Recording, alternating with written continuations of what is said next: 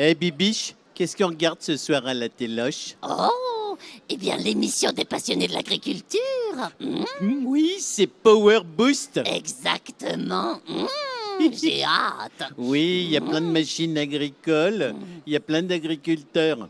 Et oui, vous voyez, Power Boost a même des fans à Springfield. Je remercie d'ailleurs Véronique et Philippe pour ce petit clin d'œil. Alors je vous promets pour cette émission Power Boost de l'innovation en agriculture. Top départ.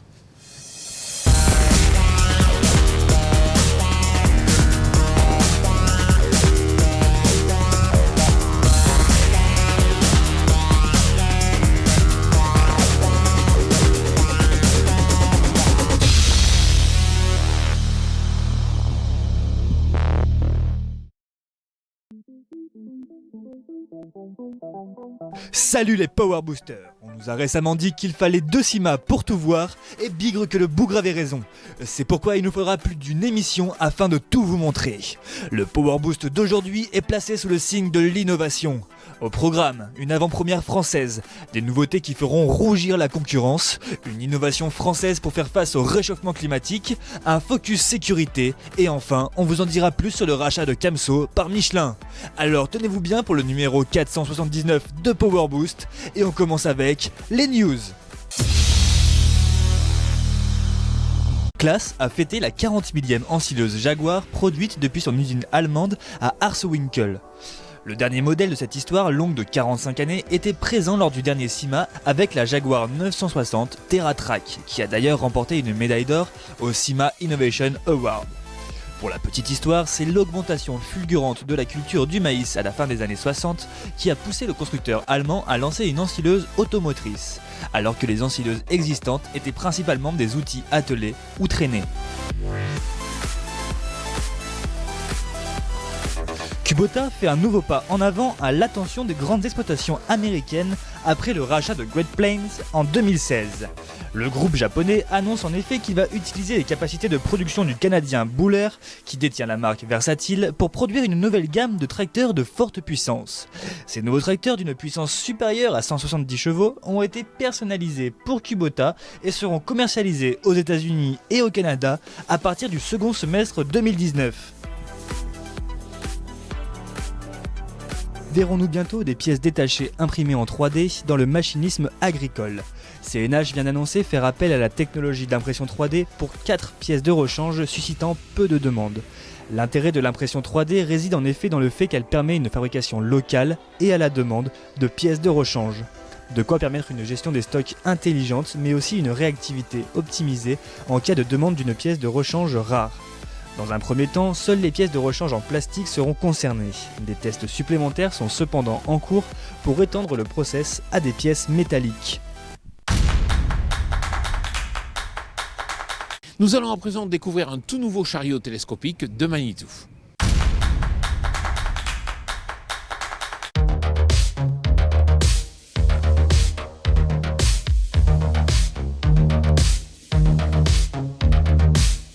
Alors oui, la MLT 420, c'est le chariot télescopique agricole le plus compact de notre gamme de chariots télescopiques, agricoles bien sûr.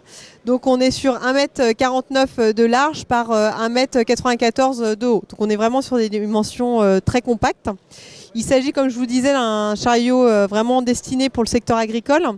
Donc qui comprend donc les pneus profil agraire. On a la ligne hydraulique accessoire en standard, l'Easy Connect System qui permet de dépressuriser la ligne hydraulique accessoire. Ça permet de mettre des accessoires avec des fonctions hydrauliques. On retrouve également le pré-filtre à air, système de décolmatage automatique du radiateur, ce qui permet vraiment de travailler dans des environnements poussiéreux. Donc là, on retrouve des garde-boue en fait, qui ont une matière vraiment assez flexible et qui sont vraiment adaptés à des machines compactes qui sont utilisées dans des espaces exigus. Au niveau des 3 points forts de la machine, donc on parle de confort, performance et rentabilité. Concernant le confort, on a réussi à mettre une cabine large pour ce type de machine, pour gagner en confort d'utilisation. Siège tissu en standard, autoradio en standard. On a également travaillé sur la visibilité à l'avant de la machine avec une nouvelle tête de flèche. avec par exemple ici un nouvel accessoire avec une casquette ajourée, ce qui permet de gagner en visibilité à l'avant. Concernant la performance, on est sur une machine qui fait 4,30 m de hauteur de levage, 2 tonnes de capacité. Et quand je vous parle de 2 tonnes, c'est 2 tonnes vraiment à hauteur maximum. Donc 2 tonnes à 4,30 m. Un moteur de 57 chevaux, Kubota stage 5 et une transmission hydrostatique. Débit hydraulique, on est sur du 77 litres minute, ce qui reste pas mal pour ce type de machine. Au niveau de la rentabilité, on a vraiment travaillé sur l'accès aux composants du moteur pour gagner du temps lors des opérations de maintenance. Donc il s'agit d'un modèle qui est en preview, qui sera disponible en prise de commande dès cet été. Nous vous avons déniché quelques nouveautés lors du dernier salon CIMA, en particulier sur les stands Kuhn et Casi-H.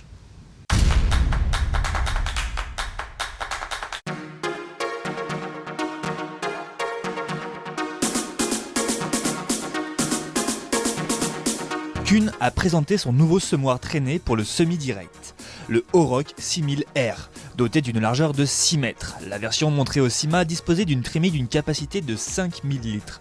Mais pourquoi avoir délaissé la terminaison SD qui était accolée à ses précédents semoirs dédiés au semi-direct? C'est que le mot-clé de ce nouveau semoir est la polyvalence, puisqu'il permet aussi bien de semer sur un sol travaillé, avec la possibilité d'équiper le semoir avec des éléments spécifiques pour semer selon les conditions rencontrées. Ce modèle est équipable d'un rouleau avant pour hacher les résidus verts et tendres, ou pour plaquer au sol les grands végétaux ligneux afin de permettre une dépose des graines au fond du sillon.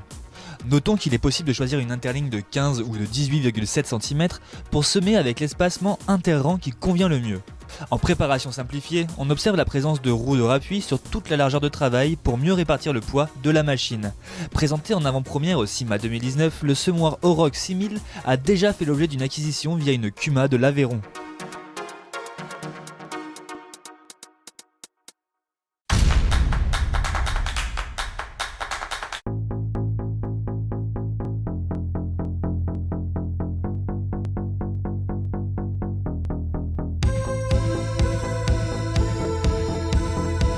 Alors le Versum CVX Drive, c'est un tracteur compact et confortable.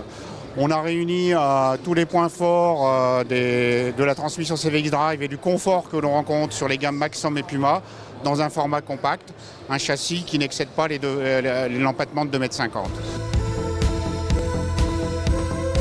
Donc on retrouve tous les avantages de cette transmission et c'est destiné à des clients qui veulent polyculteurs élevage, qui veulent bénéficier des avantages de la variation continue. Donc on retrouve 4 modèles dont les puissances s'échelonnent de 110 à 140 chevaux maxi et tous les équipements indispensables pour s'adapter à la polyculture élevage, donc possibilité d'avoir un relevage avant, des sorties avant et toutes les connectivités modernes que l'on retrouve sur les plus grands tracteurs, notamment les fonctions isobus.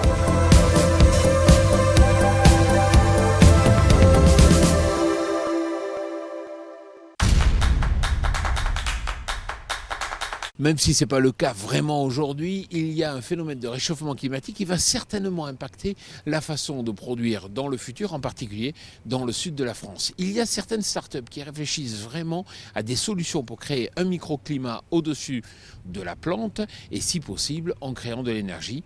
Top départ. Une nouvelle fois, une start-up de l'agritech hexagonale annonce une belle levée de fonds. Pour appuyer la commercialisation et le développement d'outils agronomiques complémentaires de son ombrière intelligente, une start-up aixoise, Ombrea, a levé 1 million d'euros auprès de différents fonds d'investissement. Pour un prix compris entre 55 et 65 euros du mètre carré, cette société propose aux horticulteurs, viticulteurs, maraîchers et autres pépiniéristes d'installer ce dispositif mouvant permettant in fine d'optimiser la gestion de la lumière pour sa culture. Concrètement, le système s'ouvre et se referme de façon à créer de l'ombre sur la plante. L'ombrière, qui est déjà commercialisée depuis quelques mois et compte la société de Canal de Provence notamment parmi ses clients, utilise des algorithmes pour recréer un microclimat, afin de garantir des conditions idéales au bon développement de la plante. Ombrea a été créé par un agriculteur et sa fille, le premier révélant avoir eu l'idée de ce produit après avoir perdu il y a quelques années 25% de sa récolte à la suite d'une sécheresse. Très souvent, les accidents du travail ont un lien avec l'utilisation d'un engin agricole. Il existe pourtant des solutions simples pour les éviter.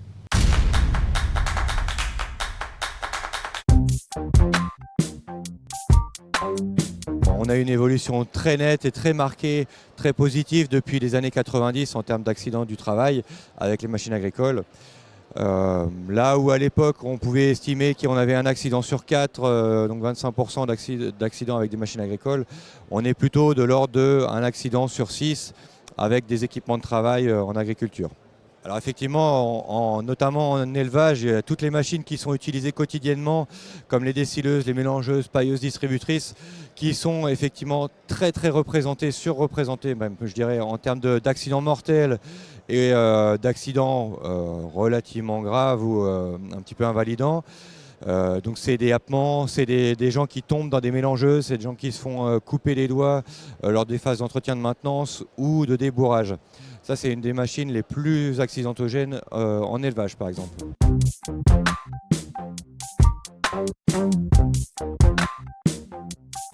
Sur le risque machine, la MSA est impliquée à la fois en amont lors de la conception des machines, donc on intervient lors des commissions de normalisation avec et auprès des fabricants. On essaie de faire remonter les situations de travail à risque, les accidents qu'on enregistre malheureusement, pour faire que les futures machines soient les plus sûres possibles.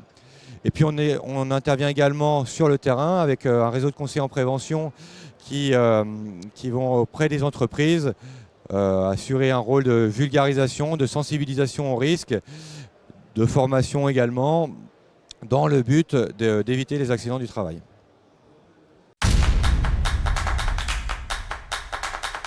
On va revenir à présent sur le rachat du fabricant de chenilles Camso par Michelin. Vous allez voir, on en sait un petit peu plus.